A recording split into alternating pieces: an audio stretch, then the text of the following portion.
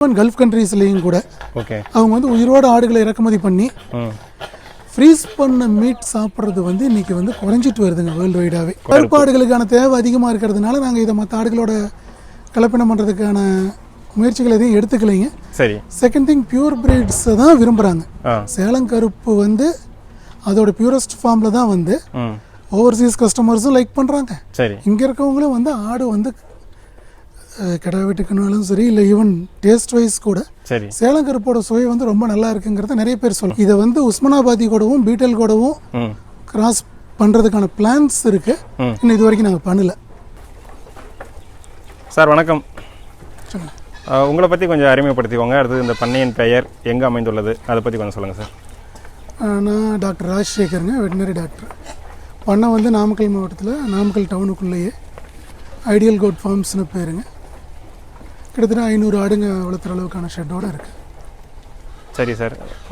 நீங்கள் வந்து இந்த ஆடு வளர்ப்பில் உங்களுடைய அனுபவம் எவ்வளவு? நான் வந்து கிட்டத்தட்ட 15 வருஷமாக இந்த ஆட்டு பண்ணையை நடத்திட்டு வந்துட்டுருக்கேங்க.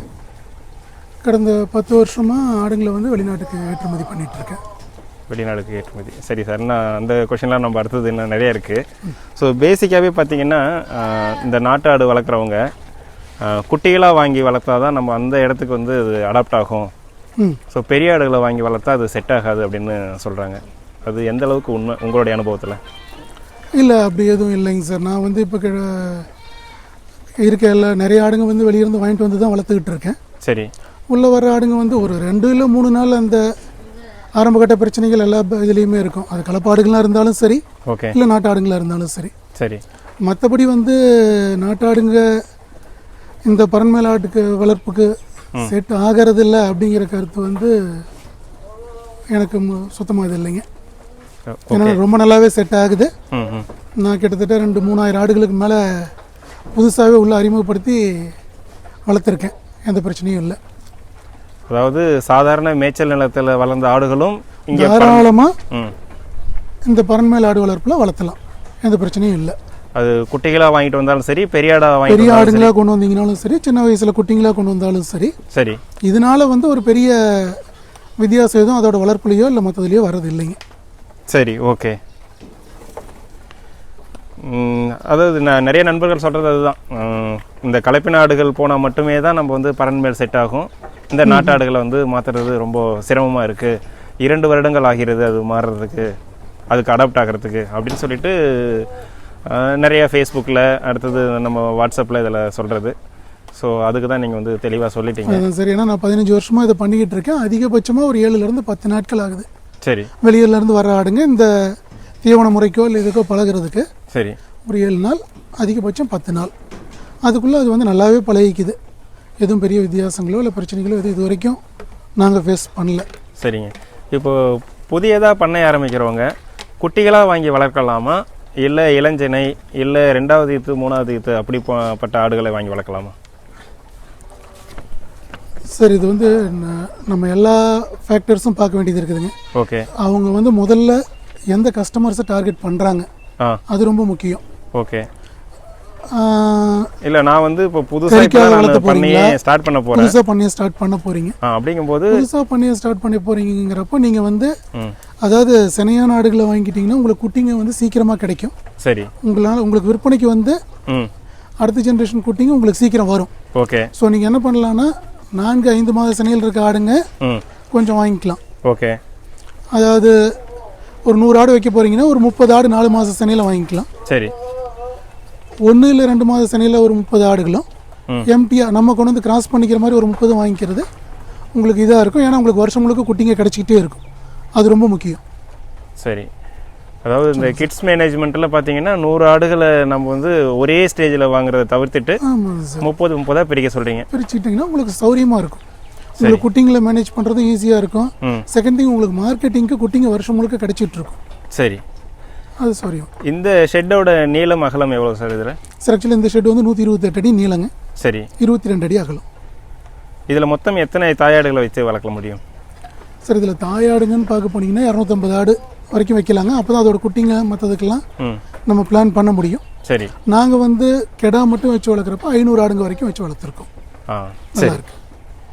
இந்த குடற்புழு நீக்கம் வந்து அவசியமா சார்? இது வந்து எத்தனை நாளைக்கு ஒரு முறை பண்ணணும்? எல்லா ஆடுகளுக்கும் பீரியாடிக்கலி பண்ணி ஆகணுமா சார்? குடற்புழு நீக்கம் அவசியம், அதில் வந்து உங்களுக்கு எந்த சந்தேகமுமே வேண்டாம். சரி. ஆடுங்களோட வளர்ச்சியை பாதிக்கிறதுல முக்கியமான பங்கு குடற்புழுக்களுக்கு இருக்குது. ஸோ குடற்புழுக்களை சுத்தம் பண்ணுறப்ப தான் அதோட வளர்ச்சி வேகமும் சரி இதுவும் சரி அதிகமாகுது. ஓகே. நார்மலாக நீங்கள் புதுசாக ஆடு வாங்கினீங்கன்னா உள்ளே வர்றப்பே ஒரு தடவை பண்ணிடுங்க. 3 மாதத்துக்கு ஒரு தடவை சொல்கிறாங்க, ஈவன் 2 மாதத்துக்கு ஒரு தடவை பண்ணுறது கூட நல்ல எஃபெக்ட் இருக்குது. நாங்கள் 2 மாதத்துக்கு ஒரு தடவை பண்ணிடுறோம். சரி சார். அதாவது குடற்புழு நீக்கம் மருந்து கொடுத்ததுக்கப்புறம் அதாவது குறைஞ்சபட்சம் 10லேருந்து 15 நாள் அந்த ஆடு வந்து கொஞ்சம் இழைச்சி தான் திரும்ப அது வெயிட் போடும் அப்படிங்கிறாங்க. அது எந்த விதத்தில் சாத்தியம்? இழைச்சி அந்தளவுக்கு பெருசாக விசிபிளாலாம் எதுவும் தெரியறது இல்லைங்க சேஞ்சஸ். ஓகே. ஃபிசிக்கல் அப்பியரன்ஸ் அப்படி எதுவும் பார்க்க முடியாது, பெருசாலாம் பார்க்க முடியாதுங்க. ஓகே. சரி சார். அடுத்தது இப்போ தீவனமே விளைவிக்க முடியாத ஒருத்தர், அவங்களுக்கு விளைநிலம் இல்லை, இல்லை ஒரு ரிமோட் ஏரியாவில் தண்ணி இல்லை, அப்படிப்பட்டவங்க ஹைட்ரோபோனிக்ஸு இல்லை வந்து கான்சன்ட்ரேட் ஃபீடை நம்பி வளர்த்தா எந்த அளவுக்கு இது லாபகரமாக இருக்கும்? உங்களுடைய வளர்ப்பு முறையை சொல்லுங்கள் சார். நம்ம அதை கேட்கறது மறந்தாச்சு. நாங்கள் வந்து அதான் சார், இப்போ இந்த ஷெட்டில் வந்து 500 ஆடு நான் வளர்த்துட்ருக்கோங்க. சரி. நாங்கள் வந்து மேக்ஸிமம் பெட்டையாடுகளில் அவாய்ட் பண்ணிட்டு மேல் கெடா மட்டும்தான் சரி அதிகமாக வச்சுருக்கோம். எங்கள் நாங்கள் மார்க்கெட் பண்ணுறதும் கெடா மட்டும்தாங்க. சரி. எங்களுக்கு வந்து இங்கே வந்து இது கம்மிங்க, தண்ணியோட அவைலபிலிட்டி ரொம்ப கம்மி. இந்த ஏரியாவில் தண்ணீர் வசதி ரொம்ப கம்மி. சரி. அதனால் நான் வந்து முழுக்க ஹைட்ரோஃபோனிக் மண்ணில்லா தீவன வளர்ப்பை தான் டிபெண்ட் பண்ணியிருக்கேங்க. சரி சார். கிட்டத்தட்ட 500 ஆடுங்களில் 500 ஆடுகளுக்குமே மாதத்தில் பெருவாரியான நாட்களில் சரி ஹைட்ரோஃபோனிக் ஃபீடு தான் ஃபாடர் தான் கொடுக்குறோம். எங்களுக்கு எந்த பிரச்சனையுமே இல்லைங்க. வாட்டர் கன்சர்வேஷன் ரொம்ப நல்லா இருக்குது. ஈவன் ஹைட்ரோஃபோனிக் ஃபாடர் கொடுக்குறப்போ க்ரோத் ரொம்ப நல்லா இருக்குது. ஆனால் அதுக்கேற்ற மாதிரி செலவும் இருக்குது இல்லையா சார்? இப்போ 1 கிலோ மக்காச்சோளத்தை போட்டிங்கன்னா உங்களுக்கு அதனுடைய அவுட்புட் ஹைட்ரோபோனிக்ஸாக நீங்கள் எடுக்கும்போது அந்த முளைச்சது எவ்வளோ வெயிட் வரும்? 1 கிலோவுக்கு எவ்வளோ? நம்ம 1 கிலோ மக்காச்சோளம் பண்ணுறப்போ நமக்கு அவுட்புட் வந்து 6 கிலோ வரைக்கும் கிடைக்குதுங்க. சரி. பச்சை தீவனம். ஓகே. நமக்கு வந்து இன்னைக்கு இருக்கிற இதுக்கெல்லாம் பார்த்தோம்னா 3 ரூபாய்க்கு மேலே செலவு வந்துடுதுங்க 1 கிலோவுக்கு. ஓகே. ஆனால் நம்ம ஹைட்ரோஃபோனிக் கொடுக்குறப்போ கலப்பு தீவனத்தை நம்ம பாதியாக குறைச்சிக்கலாம். ஓகே. இல்லை முழுமையாகவுமே சில டைமில் நம்ம நிறுத்திக்கலாம். இதில் இருக்க புரதச்சத்து போதும் ஆடுங்களுக்கு. சரி. ஜஸ்ட் மினரல் மிக்சர் மட்டும் நம்ம அடிஷ்னலாக கொடுத்துட்டோம் அப்படின்னா நம்ம வந்து கலப்பு தீவனத்தை குறைச்சிக்கலாங்க. ஓகே. ஸோ கலப்பு தீவனத்தை குறைச்சிக்கிறது வந்து நம்மளோட தீவன செலவு குறைக்குது. சரி. அது இந்த ஹைட்ரோபோனிக்கில் நமக்கு ஆகிற செலவை சரி கட்டிக்குது. நமக்கு அது பிரயோஜனமாக இருக்குது. ஹைட்ரோபோனிக்ஸுக்கு பார்த்தீங்கன்னா நீங்கள் ஒன்லி மக்காச்சோளம் மட்டும்தான் பயன்படுத்துகிறீங்களா இல்லை வேறு என்ன சார் பயன்படுத்துறீங்க? மக்காச்சோளம் தான் ரொம்ப நல்லா இருக்குங்க. மற்றது எதுவுமே அந்த அளவுக்கு சரியாக வரல. நாங்கள் சோளம் பார்லி எல்லாமே ட்ரை பண்ணி பார்த்தோம். ஓகே. பட் மக்காச்சோளம் தான் பெஸ்ட் ஃபிட் ஹைட்ரோபோனிக்ஸ்க்கு. ஓகே. அப்போ கண்டிப்பாக தீவனம் இல்லாதவங்க இந்த அடர் தீவனத்தை குறைச்சிட்டு இதை முழுக்க நம்பி வளர்க்க முடியும்னு சொல்ல வரீங்க? ஆமாம் சார். அதாவது தண்ணி வசதி இல்லாதவங்க, இட வசதி குறைவாக இருக்கவங்க, ஓகே, எல்லாருமே வந்து தாராளமாக மண்ணிலா தீவன வளர்ப்பு பண்ணலாங்க. சரி, நல்லாவே இருக்குது. ஓகே. அதுவும் பர்டிகுலராக நீங்கள் அதை கெடாக்களுக்கு கொடுக்குறப்போ, ஏன்னா பெட்டையாடுகளில் நம்ம கொடுக்கறது வந்து அதோட உடல் எடை அதிகம் பண்ணாலும் நம்ம பெட்டையாடுகளை வச்சிருக்கிறது குட்டிங்களுக்காக தான். கரெக்ட். அதோட வெயிட் கெயின் வந்து நமக்கு கமர்ஷியலாக பெனிஃபிட் பண்ண போகிறது இல்லை. ஓகே. ஆனால் கெடாக்களில் எவ்வளோ தூரம் நம்ம சீக்கிரம் உடல் எடையை அதிகம் பண்ணுறோமோ அவ்வளோ நமக்கு வருமானம். கரெக்ட். அந்த இடத்துல பார்க்குறப்போ அதுங்களுக்கு நம்ம ஹைட்ரோபோனிக்கில் வர தீவனத்தை கொடுக்கறது நல்ல பெனிஃபிட்டாக இருக்குது. ஓகே. நாங்கள் ப்ராக்டிக்கலாக பார்த்துருக்கோம் சார். 2 இயர்ஸாக பண்ணிகிட்ருக்கோம். சரி, நல்ல எஃபெக்டாகவே இருக்குது. அடுத்தது நண்பர்கள் சொல்கிறது பார்த்தீங்கன்னா, புதுசாக ஆட்டு பண்ண ஆரம்பிக்கிறவங்க இது மாதிரி ரேஸ்டு பிளாட்ஃபார்முக்கு வந்து போக வேண்டாம், சாதாரணமாக நீங்கள் வளருங்க, இதில் இன்வெஸ்ட்மெண்ட் அதிகம் போட வேண்டாம்னு ஒரு கருத்து சொல்கிறாங்க. ஸோ இதை பற்றி நீங்கள் என்ன சொல்கிறீங்க? அடுத்தது இப்போ ஒரு 200 தாயாடு வளர்க்கணும் அப்படின்னா எனக்கு வந்து இன்வெஸ்ட்மெண்ட் இந்த பரன்மேல் வளர்ப்புக்கு மட்டும் எவ்வளோ ஆகும், இந்த ஆட்டிற்கு எவ்வளோ ஆகும், அதாவது இதுக்கு எத்தனை லட்சம் செலவு பண்ணுறனோ ஷெட்டுக்கு, அதுவும் நான் தாயாடு வாங்கினுடைய செலவையும் நான் எந்த வருஷத்தில் எடுக்க முடியும், அதை பற்றி கொஞ்சம் தெளிவாக சொல்லுங்களேன். ஓகே ஓகே ஓகேங்க சார். ஆக்சுவலாக பரன்மேல் ஆடு வளர்ப்பு தான் பண்ணணுமா அப்படின்னா, நீங்கள் அதிக எண்ணிக்கையிலான ஆடுங்க போகிறப்ப பரன்மேல் ஆடு வளர்ப்பு எல்லா விதத்துலையும் ஈஸியாக இருக்குங்க. இன்றைக்கி வந்து லேபர் அவைலபிலிட்டி பெரிய பிரச்சனையாக இருக்குது ஆடு இதில். பரன்மேல் ஆடு வளர்ப்பில் நமக்கு வந்து ஆட்களோட தேவை குறையுது. ஓகே. ஒன்று. ரெண்டாவது நோய் தாக்குதல். நிறைய நோய் தாக்குதல் வந்து ஆடுகளை நம்ம பரன் மேலே வச்சுருக்கப்போ குறையுது. சரி, நம்ம அவாய்ட் பண்ண முடியுது. ஓகே. அந்த ஃபேக்டர்லேயும் வந்து பரன் மேல் ஆடு வந்து நமக்கு பிரயோஜனமாக இருக்குது. நீங்கள் கேட்குற மாதிரி இன்றைக்கி ஒரு 200 ஆடு பண்ணணுன்னா நமக்கு 2000 சதுரடியில் ஷெட் மட்டும் வேணுங்க. நமக்கு ஷெட் அமைக்கிறதுக்கு மட்டுமே வந்து 13 to 15 லட்சம் ரூபாய் செலவாயிடும். சரி, சரிங்களா. ஆடுங்களுக்கு வந்து நமக்கு வந்து ஆடு வந்து 7,000 to 8,000 ரூபாயில் நாட்டு ஆடுங்க கிடைக்குது. சரி, எந்த ஆடுங்க போகிறோமோ அதை பொறுத்து நமக்கு அதுக்கான முதலீடு வரப்போகுது. ஓகே. எந்த விதமான ஆடுங்க முதலீடு போனோம்னாலும் 2.5 வருஷம் 2.5 to 3 வருஷத்துக்குள்ள நம்மளோட முதலீட்டை நம்ம முழுசாக எடுத்துருவோம். மீதி இருக்க ஆடுங்க வந்து நமக்கு லாபமாக இருக்கும். 3 வருடத்தில் இந்த முதலீடு முழுக்க கண்டிப்பாக எடுக்க முடியும். எங்களோட அனுபவத்தில் நாங்கள் எடுத்திருக்கோம். நான் 15 வருஷமாக பண்ணிகிட்டு இருக்கேன். சரி. ஸோ நான் என்னோட அனுபவத்தை வச்சே சொல்கிறேன், கண்டிப்பாக எடுக்க முடியும். ரைட்டு. இப்படி ஆரம்பித்து 3 வருஷத்தில் உங்களுக்கு தெரிஞ்ச நிறைய கஸ்டமரும் இருப்பாங்க. அவங்க அதே போல் 3 வருஷத்தில் எடுத்து முடிச்சிருக்காங்க. அப்படி சொல்லலாம் இல்லைங்களா? ஆரம்பித்து 3 வருஷத்தில் எடுத்தவங்களும் இருக்காங்க, ஃபார்மையும் க்ளோஸ் பண்ணிட்டு போனவங்களும் இருக்காங்க. சரி, இட் டிபெண்ட்ஸ். அது வந்து நம்ம எப்படி எந்த அளவுக்கு அவங்க வந்து அதை பார்க்குறாங்க.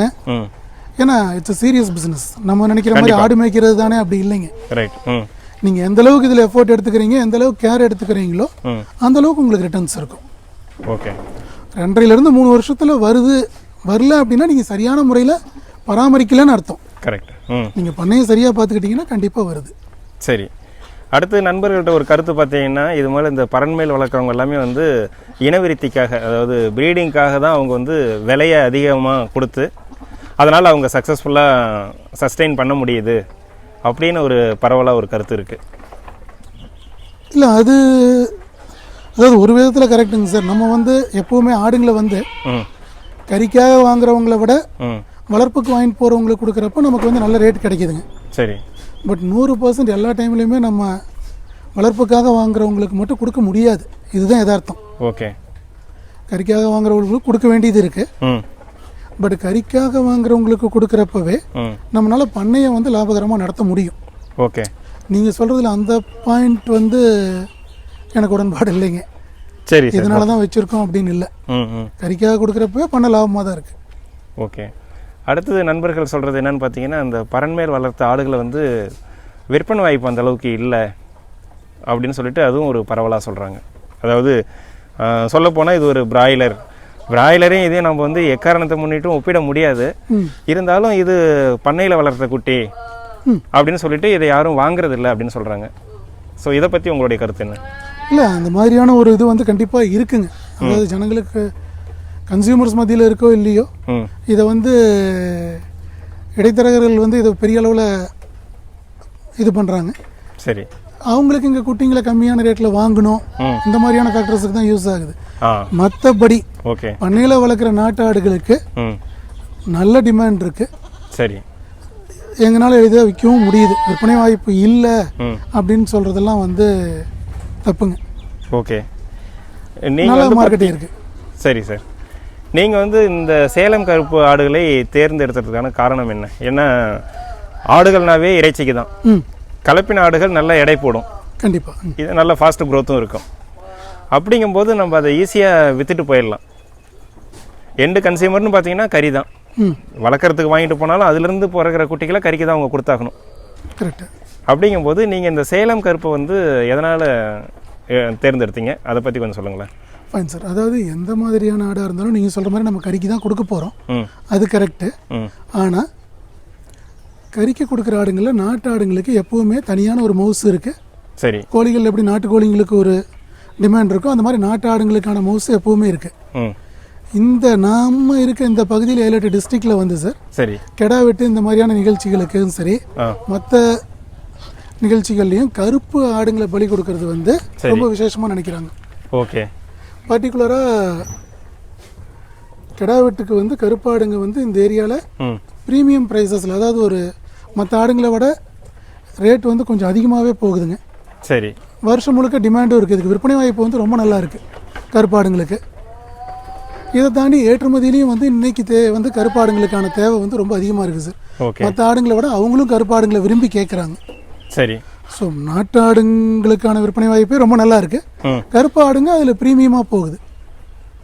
சரி சார். இதுக்கு அதாவது நாட்டு ஆடுகளில் பார்த்தீங்கன்னா சேலம் கருப்பு, கன்னி, கொடி, மோளை ஆடுகள் பல்லை ஆடுகள் இருக்குது.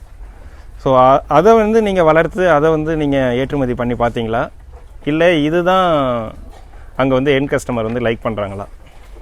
இல்லை அப்படி எதுவும் இல்லை சார். ஆரம்பத்தில் வந்து நான் தலைச்சேரி ஆடுகளை தான் ஏற்றுமதி பண்ணிக்கிட்டு இருந்தேன். சரி. தலைச்சேரி ஆடுகள் கொடுத்துட்டு இருக்கப்போ அவங்களுக்கு வந்து சேலம் கருப்பு ஆடுகளை நாங்களே அறிமுகம் பண்ணணும் அவங்களுக்கு. சரி. சேலம் கருப்பு ஆடுகளோட சுவை இதெல்லாம் பார்த்துட்டு அவங்க அதுக்கப்புறம் அவங்களே கேட்க ஆரம்பிச்சிட்டாங்க, எங்களுக்கு கருப்பாடுகள் தான் வேணும் அப்படின்னு. இப்போ கடந்த 6-7 ஆண்டுகளாக நாங்கள் கருப்பாடுகளை மட்டும்தான் அனுப்பிச்சிட்டு இருக்கோம். மற்ற கொடியாடு கன்னியாடுகள் இது வரைக்கும் நாங்கள் முயற்சி பண்ணலைங்க. ஓகே.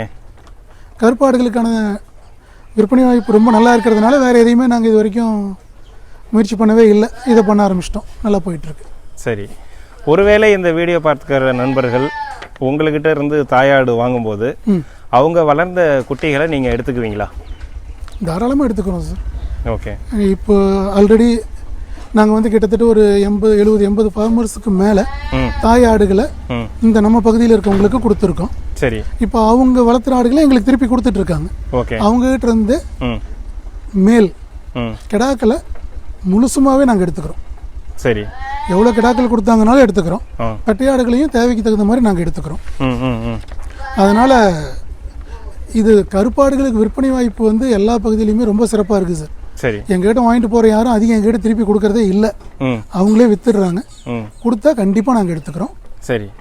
விற்பனை வந்து ஒரு பிரச்சனையாக இல்லை. சரி சார், ரொம்ப சந்தோஷம். அடுத்தது பார்த்தீங்கன்னா இந்த ஷெட்டு வந்து திட்ட 3000 ஸ்கொயர் ஃபீட்டில் நீங்கள் 500 ஆடுகள் கிடாய்களை வந்து வளர்க்க முடியும்னு சொல்கிறீங்க. ஆமாங்க. இதுக்கு வேலையாட்கள்னு பார்த்தீங்கன்னா எத்தனை ஆள் தேவைப்படும் ரெகுலராக?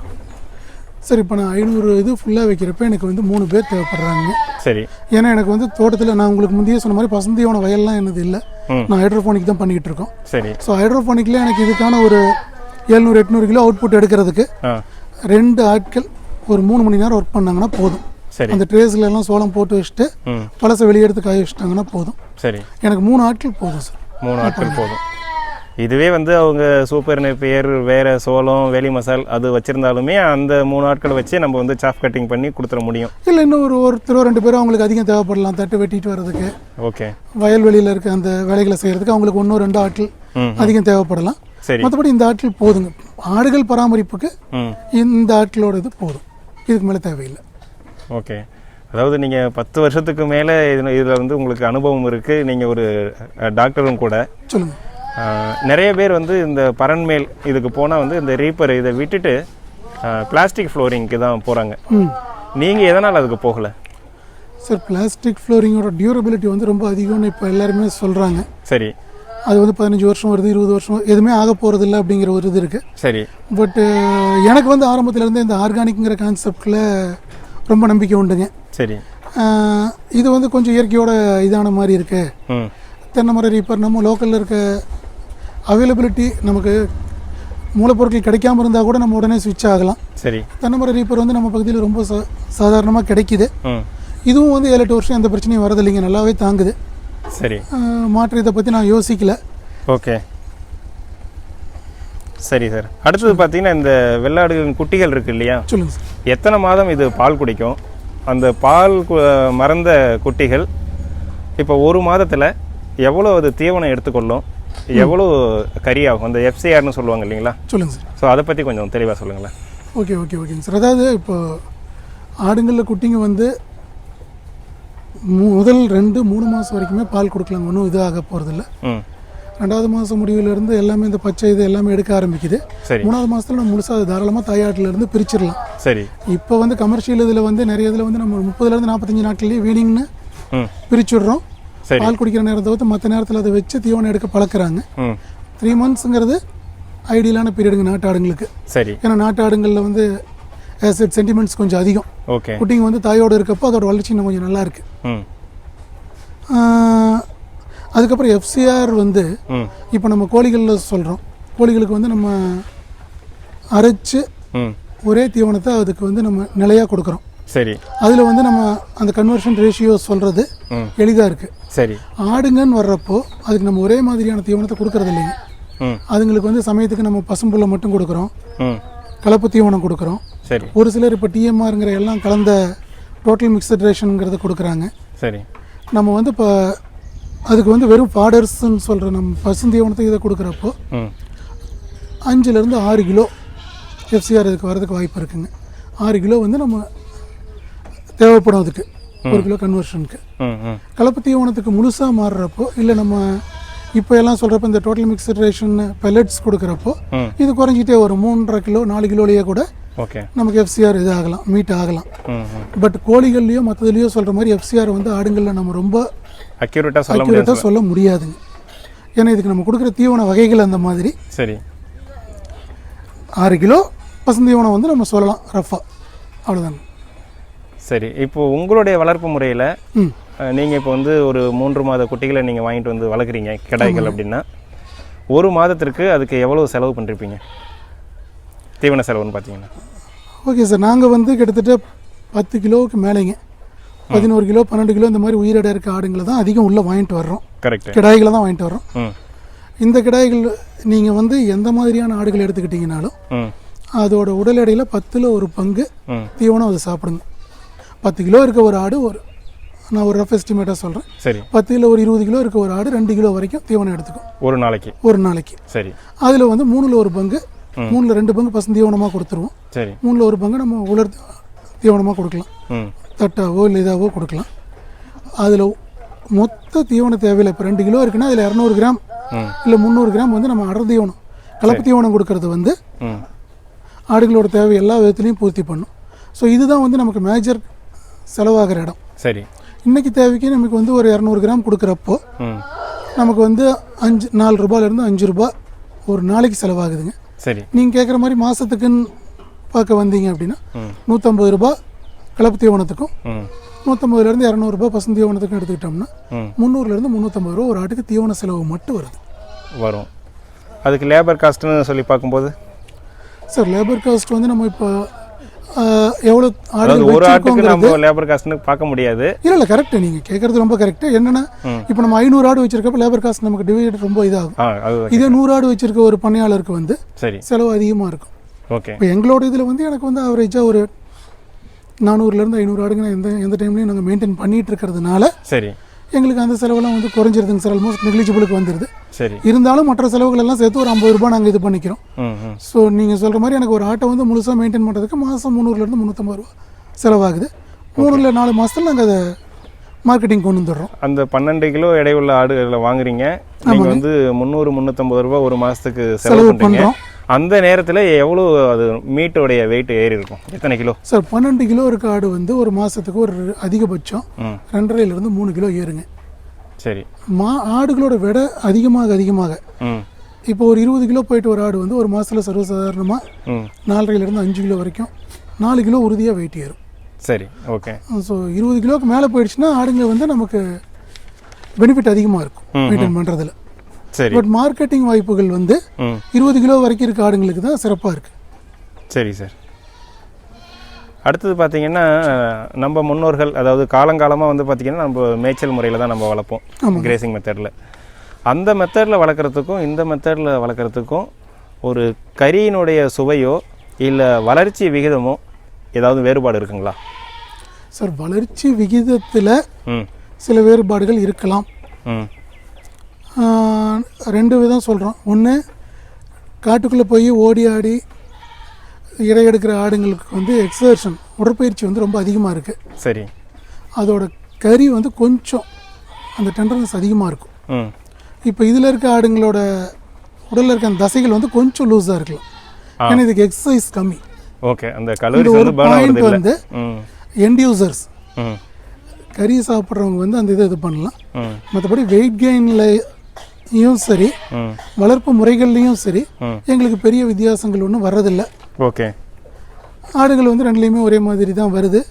மற்றபடி நோய் எதிர்ப்பு சக்தியிலையோ இல்லை மற்றதுலையோ மற்ற எந்த இதுலேயுமே வந்து பண்ணையில் நம்ம வளர்த்துற ஆடுகள் வந்து இதுக்கு எந்த விதத்துலேயும் மாறுபடுறதில்லை. ரெண்டும் ஒரே மாதிரி தான் இருக்குதுங்க. ஏன்னா நாங்கள் நிறைய ஸ்டேஜில் உள்ளே கொண்டு வர்றோம். அதனால் என்னால் ஈஸியாக சொல்ல முடியுது. நான் வந்து தாயாடுகளை மட்டும் கொண்டு வர்றதில்லை, 3 மாதத்து குட்டி உள்ள கொண்டு வரோம், 4 மாத குட்டி உள்ள கொண்டு வர்றோம். எல்லா ஸ்டேஜ்லையும் ஆடுகளை உள்ள கொண்டு வர்றதுனால ஒன்றும் பெரிய வித்தியாசம் நாங்கள் பார்க்கறது இல்லைங்க. சரி, நல்லா தான் இருக்குது. இது தடுப்பூசின்னு பார்த்தீங்கன்னா நீங்கள் அதாவது ஏற்கனவே டிவார்மிங் குடற்புழு நீக்கம் வந்து 60 நாளைக்கு ஒரு முறை பண்ணுறேன்னு சொன்னீங்க. ஆமாங்க. வேறு என்னென்ன தடுப்பூசிகள் வந்து நீங்கள் போடுறீங்க, அதை பற்றி கொஞ்சம் சொல்ல முடியுமா? சார், தடுப்பூசிகள் வந்து ஆடுங்களுக்கு இன்னைக்கு மேஜர் த்ரெட்னிங் டிசீசஸ்ன்னு பார்க்க போனோம்னா PPR ஒன்றுங்க, உயிர்கொல்லி நோயாகவே இருக்குது. சரி. 2வது FMD, 3வது ET என்ட்ரோடாக்சிமியா. இந்த 3 வந்து கம்பல்சரி போட்டுடுறாங்க. ஓகே. அதுக்கப்புறம் அந்த ஃப்ளாக்கோட ஹிஸ்ட்ரியில் இது பண்ணி பாக்ஸ் வேக்சின், அம்மை தடுப்பூசி ஒன்று. சரி. இது 4 ஒரு ஃபார்முக்கு நம்ம போட்டுட்டோம் அப்படின்னா பெரிய அளவில் எதுவும் நோய் தாக்குதல் இருக்காது. மீதி எல்லாமே வந்து ஸ்போராடிக் இன்ஃபெக்ஷன்ஸு, இண்டிவிஜுவலாக ஒரு சில ஆடுகளை தாக்கக்கூடிய பிரச்சனைகள் தான் வரும். சரி. அதை வந்து நம்ம தனிப்பட்ட முறையில் வைத்தியம் பண்ணிக்கலாம். இந்த 4 தடுப்பூசிகளும் கம்பல்சரி போட்டுடணும். சரி. போட்டுட்டோம்னா தான் நமக்கு பண்ணை வந்து நோய் தாக்குதல் இல்லாமல் நல்லாயிருக்கும். சரி சார். அடுத்தது பார்த்தீங்கன்னா நீங்கள் ஏற்கனவே முதல்ல சொல்லும் போதே சொன்னீங்க வந்து எக்ஸ்போர்ட் பண்ணுறதா சொன்னீங்க. ஆமாங்க. ஸோ அதை பற்றி கொஞ்சம் சிறிய தகவல் கொடுக்க முடியுங்களா? ஓகே சார், நான் வந்து இப்போது ஆடுங்களை வந்து உயிரோட கடந்த 10 வருஷமாக ஏற்றுமதி பண்ணிகிட்டு இருக்கேங்க. ஓகே. மேக்ஸிமம் வந்து நம்ம ஈத், ரம்ஜான் இந்த மாதிரி முஸ்லீம் மக்களோட அவங்களோட பண்டிகையை இது பண்ணி தான் எக்ஸ்போர்ட் பண்ணுறோம். ஒரு சில நேரங்களில் வளர்ப்புக்காகவும் வாங்குறாங்க. ஓ, ஃபாரினில் வளர்ப்புக்காகவும் வாங்குறாங்க, அனுப்பிச்சிருக்கோம். இப்போதைக்கு வந்து நம்ம இந்தியாவிலேருந்து ஈஸ்ட் ஏசியன் கண்ட்ரீஸ்ன்னு சொல்கிறோம் இல்லைங்களா, நம்ம ஸ்ரீலங்கா, பிலிப்பைன்ஸ் போகுது, மால்தீவ்ஸ் போகுது, இந்த பக்கம்லாம் அனுப்பிச்சிட்டு இருக்கோம். ஓகே. மற்ற தூரத்தில் கல்ஃப் கண்ட்ரீஸ்லாம் வந்து நமக்கான டிமாண்ட்ஸ் ரொம்ப அதிகமாக இருந்தாலும் நம்ம டிரான்ஸ்போர்ட் பண்ணுறதுக்கான மீடியம் ப்ராப்பராக இல்லைங்க. சரி. அந்த அன்அவைலபிலிட்டினால நம்மளால் பண்ண முடியறது இல்லை. மற்றபடி ஏற்றுமதியில் வந்து ஒரு பெரிய சந்தை வாய்ப்பு வந்து இன்னும் அன்எக்ஸ்ப்ளோர்டாக இருக்குது. அதை இன்னும் யாரும் சரியான வகையில் டேப் பண்ணலை. சரி. ஒரு பெரிய வாய்ப்பு வந்து ஆடுகளுக்கு கண்டிப்பாக இருக்குது, ஏற்றுமதியில் இருக்குது. ஓகே. அதான் எக்ஸ்போர்ட்னாவே நிறைய பேர் என்ன பண்ணுவாங்க, இது மீட்டை வந்து பதப்படுத்தி அனுப்புறது தான் நினச்சிட்டு இருக்காங்க. நானும் இதுவரையிலையும் வந்து லைவில் எக்ஸ்போர்ட் பண்ணுறது இப்போ தான் கேள்விப்படுறேன், அதாவது ஆடுகளில். இல்லைங்க, ஆக்சுவலாக வந்து நம்ம முகமதிய நண்பர்களோட அவங்க மத நம்பிக்கையின்படியே அவங்க வந்து உயிரோட ஆட்டை கட் பண்ணுறது தான் வந்து எல்லா நேரத்துலையுமே சரி விரும்புவாங்க. பர்டிகுலராக இந்த அவங்களோட பண்டிகைகள் வர்றப்பவும் சரி, மற்ற நேரங்கள்லையும் சரி, அவங்க உயிரோட ஆடுங்களை உயிரோடவே ஆடுங்களை எடுத்துகிட்டு போய் அங்கே வெட்டி அதை இது பண்ணுறது தான் வந்து ரொம்ப லைக் பண்ணுறாங்க. இதுதான் வந்து நமக்கு மேஜரான வாய்ப்பை கொடுக்குது. ஈவன் கல்ஃப் கண்ட்ரீஸ்லேயும் கூட அவங்க வந்து உயிரோட ஆடுகளை இறக்குமதி பண்ணி ஃப்ரீஸ் பண்ண மீட் சாப்பிட்றது வந்து இன்னைக்கு வந்து குறைஞ்சிட்டு வருதுங்க, வேர்ல்டு வைடாகவே குறைஞ்சிட்டு வருது. ஓகே. பதப்படுத்துறதுல நம்ம யூஸ் பண்ணுற கெமிக்கல்ஸும் சரி, மற்ற பொருட்களும் சரி, ஓகே, எல்லா பக்கமே இன்னைக்கு அவேர்னஸ் அதிகமாகிட்டு வருதுங்க. சரி. நம்ம வந்து இயற்கை உணவுக்கு மாறுறது ஒன்று, பதப்படுத்தாத உணவாக இருக்கணுங்கிறது ரொம்ப முக்கியம். ஃப்ரெஷ் மீட் வேணும் சரி அப்படிங்கிற கான்செப்ட் ரொம்ப இதாகிட்டு இருக்கு, தேவை ரொம்ப அதிகமாகிட்டு இருக்கு.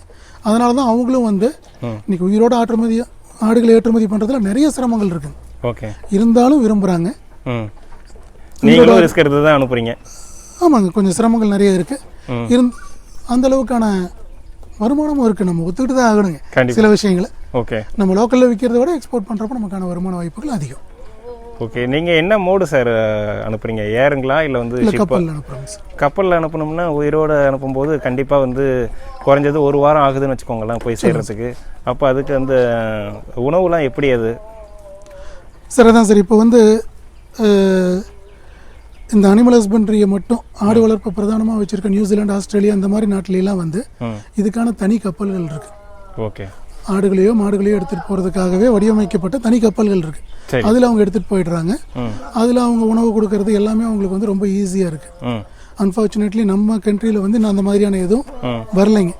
ஸோ இப்போ நாங்கள் என்ன பண்ணுறோம் அப்படின்னா, கப்பலில் ஒரு ஃப்ளோரையோ இல்லை எதையோ டோட்டலாக வாடகைக்கு எடுத்து அதில் வந்து நம்ம ஃபீடர்ஸ் எல்லாம் நாங்களே செட் பண்ணி அதுக்கு தேவையான உணவையும் கொடுத்து தான் விடுறோம். இது வந்து சும்மா டெம்பரரி அரேஞ்ச்மெண்ட் மாதிரி தான் சார். சரி. ஒன்றும் பெரிய அளவிலான இது கிடையாது. ஃபியூச்சரில் வந்து கண்டிப்பாக இதெல்லாம் வரும்னு எதிர்பார்க்குறோம். இன்னும் நிறைய பேர் ஃபார்முக்குள்ளே வந்து எக்ஸ்போர்ட் ஆப்பர்ச்சுனிட்டிஸை டேப் பண்ணுறப்போ, இந்த ஏற்றுமதிக்கான தேவை அதிகரிக்கிறப்போ ஆட்டோமேட்டிக்காக வருவாங்க டிரான்ஸ்போர்ட்டர்ஸ் இந்த இதுக்கெல்லாம். சரி சார். ஓகே. சொல்லுங்கள். இப்போ 100 பெட்டையாடுகளை வாங்கும்போது எத்தனை கிடாக்கள் தேவை ஒரு பண்ணைக்கு? சார் 25 பெட்டையாடுகளுக்கு ஒரு கிடாங்கிறது ரொம்ப நல்ல ரேஷியோங்க. சரி.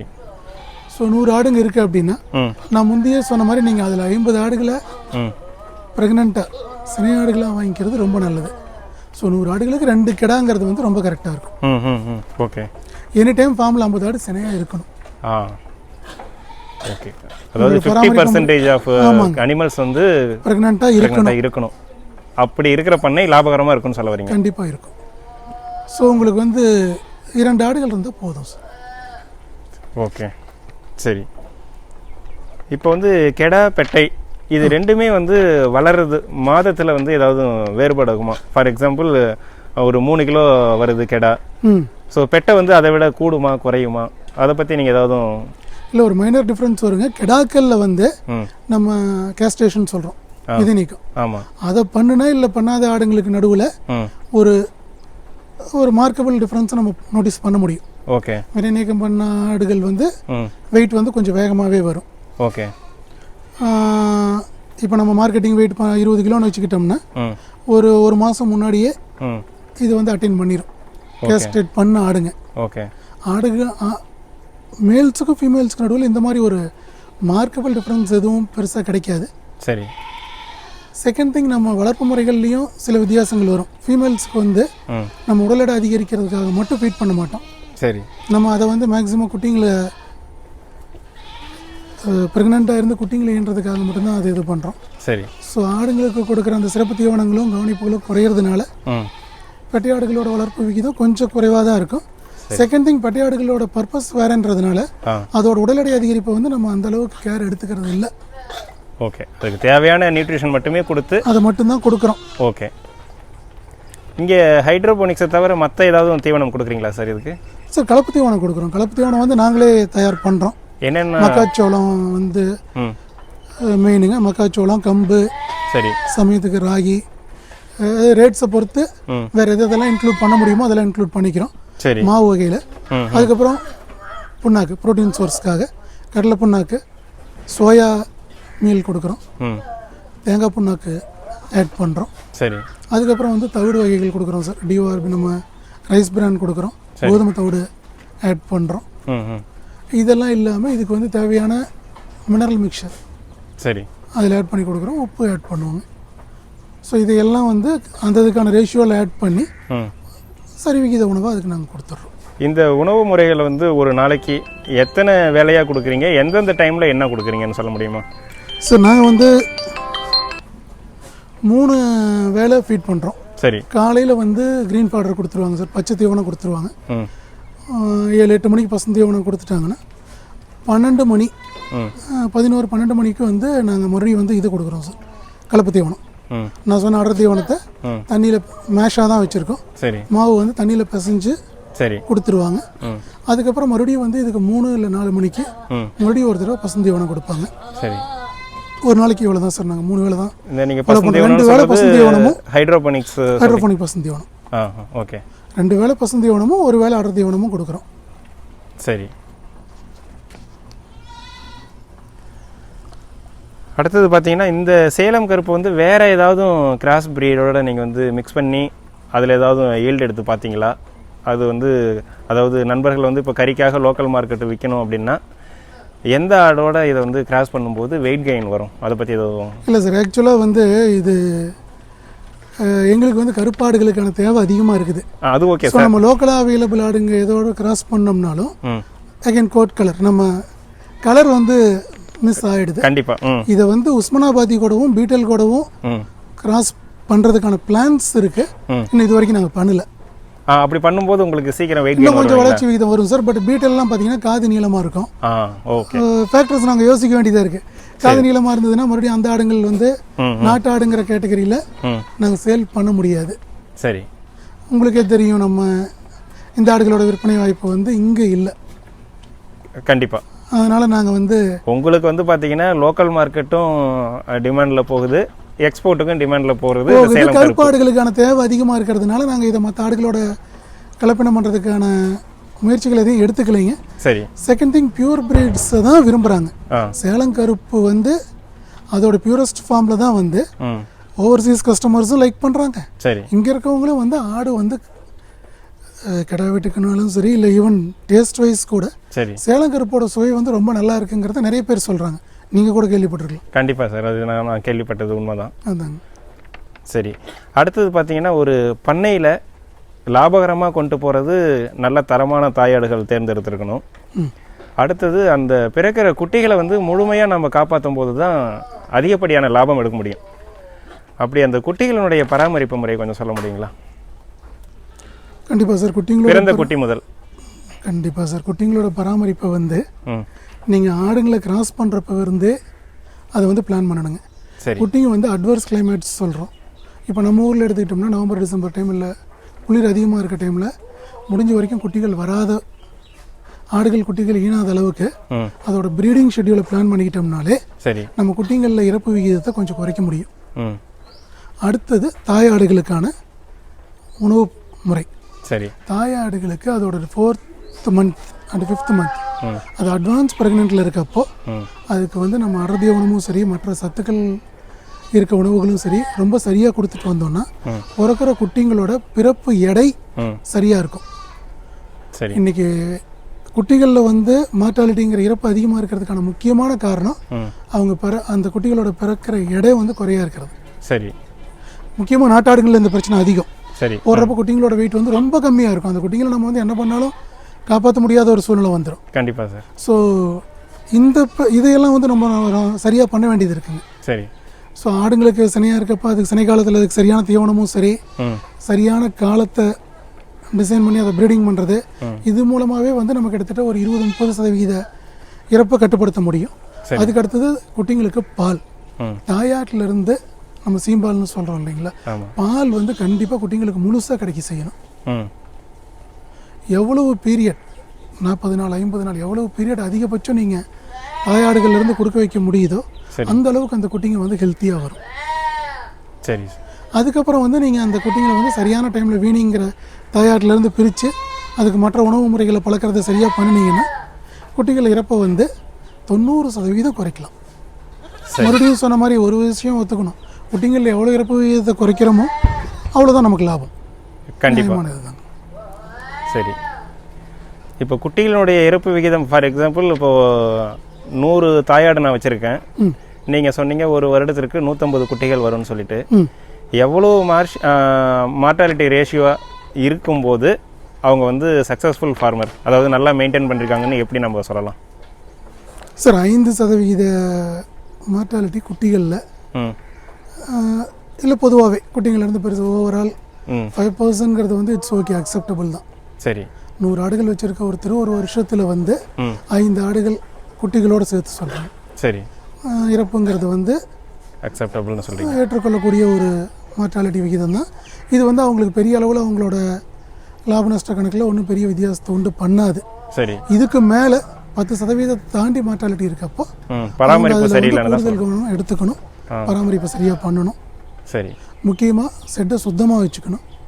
குடற்புல் நீக்கத்தில் ஆரம்பித்து நம்ம வந்து இருந்தே சொல்லிட்டு இருக்க மாதிரி தடுப்பூசி எல்லாம் ஒவ்வொரு ஸ்டேஜையும் அவங்க சரியாக பராமரிக்கிறப்போ சரி இதை வந்து கண்டிப்பாக குறைக்கலாம். இறப்பு விகிதம் வந்து ரொம்ப முக்கியமான ஃபேக்டருங்க. கண்டிப்பாக சார். அதாவது நம்மோட திட்டத்தட்ட ஒரு 40 நிமிடங்களாக கேள்விகளுக்கு அத்தனைக்கும் நீங்கள் பதில் சொல்லியிருக்கீங்க. இதையும் தாண்டி ஒரு சில நண்பர்கள் வந்து கேட்கலாம், கமெண்ட்டில் கண்டிப்பாக கேட்கலாம். நம்ம இன்னொரு நாள் மீட் பண்ணுவோம். உங்களுடைய நேரத்திற்கு மிக்க நன்றி சார். நன்றி.